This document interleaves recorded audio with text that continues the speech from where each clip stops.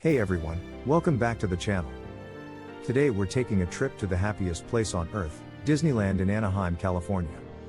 Whether you're a lifelong Disney fan, a casual visitor, or just curious about how this iconic park came to be, the story of Disneyland is one of imagination, risk, and a bit of good old California sunshine.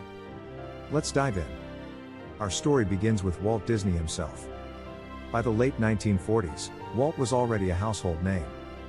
He'd created Mickey Mouse, produced hit animated films like Snow White and Pinocchio, and helped pioneer the movie industry's golden age. But Walt was a restless dreamer. As the story goes, he loved taking his daughters, Diane and Sharon, to local amusement parks in Los Angeles. While they rode the merry-go-round, Walt sat on a bench and started imagining a place where parents and kids could have fun together, something clean, beautifully themed, and completely different from the dusty carnivals of the day. By the early 1950s, this dream started taking shape. Walt sketched out ideas for a Mickey Mouse park next to his Burbank studio. But the project quickly outgrew that tiny plot of land. He needed something bigger. So he hired the Stanford Research Institute to find a perfect location.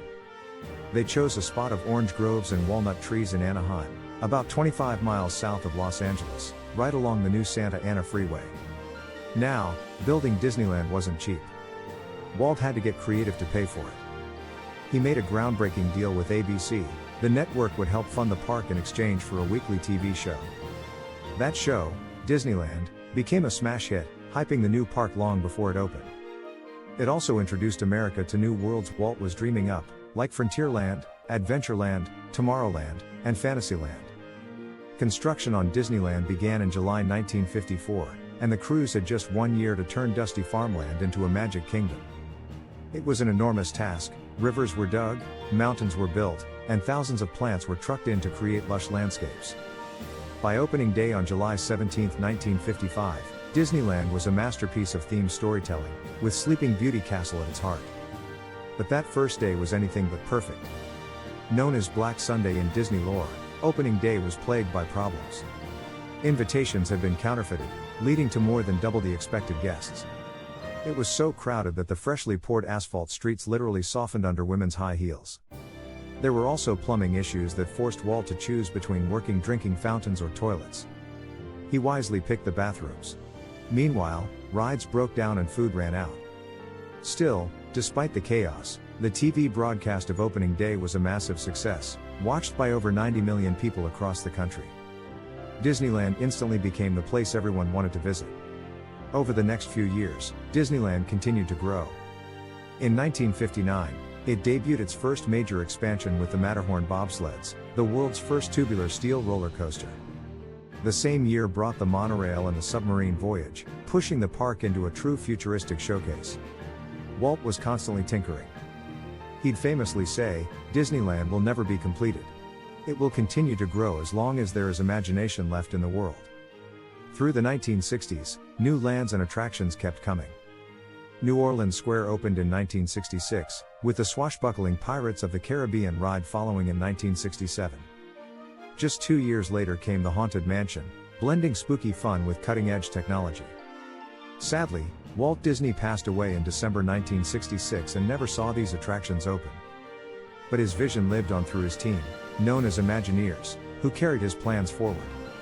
In the 1970s and 80s, Disneyland kept evolving. Big Thunder Mountain Railroad roared into Frontierland in 1979. Fantasyland got a complete remodel in 1983, turning simple carnival facades into a richly detailed European village. And in 1987, the park's boundaries expanded with the opening of Mickey's Toontown, giving guests a cartoon world come to life. Then, in the 1990s and early 2000s, Disneyland embarked on its biggest transformation yet. Disney bought more land around the park and built a second gate, Disney California Adventure, which opened in 2001. It celebrated the spirit of California, from Hollywood streets to a sun-drenched pier. At the same time, downtown Disney Shopping District and new hotels turned Disneyland into a multi-day resort. Of course, Disneyland continued to keep up with pop culture. In 2019, it unveiled Star Wars: Galaxy's Edge, a massive immersive land where guests can fly the Millennium Falcon and build their own lightsabers. It was the largest expansion in Disneyland's history. Today, Disneyland remains one of the most visited theme parks on Earth. It welcomes over 18 million guests a year, drawing families, Disney superfans, and travelers from around the globe. And it's still evolving, with new rides, new shows, and seasonal festivals that keep the park fresh while honoring its classic charm. But beyond the numbers and attractions, Disneyland is really about the feeling. It's the joy of seeing Sleeping Beauty Castle up close, the delight of riding Pirates of the Caribbean, the thrill of watching fireworks explode over Main Street, USA.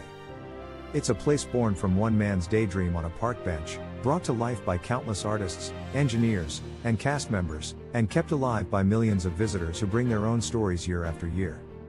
So from orange groves in Anaheim to the happiest place on earth, Disneyland's story is one of creativity, risk, and the timeless power of imagination. Thanks for watching, everyone.